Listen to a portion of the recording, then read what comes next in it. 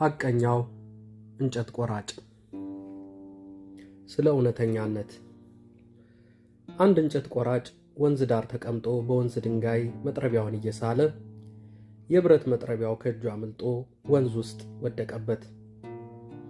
እንጨት ቆራጩም በጣም አዘነ። በዚያን ጊዜ አንድ መንፈሳዊ ሽማግሌ ተገልጦ ለምን ታዝናለህ አለው። እንጨት ቆራጩም ታሪኩን ለሽማግሌው ነገረው። ሽማግሌውም ታሪኩን ከሰማ በኋላ ወንዝ ውስጥ ገብቶ አንድ የወርቅ መጥረቢያ አውጥቶ ይሄ አንተ ነውን አለው። እንጨት ቆራጩም አይደለም አለ። ሽማግሌውም ድጋሚ ገብቶ የብር መጥረቢያ አወጣ። አሁንም አይደለም አለ።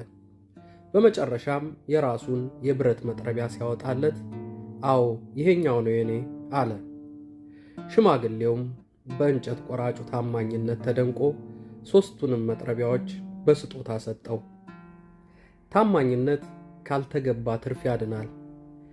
በጊዜው ቢዘገይም በመጨረሻው ግን በረከትና ክብር ይሆናል።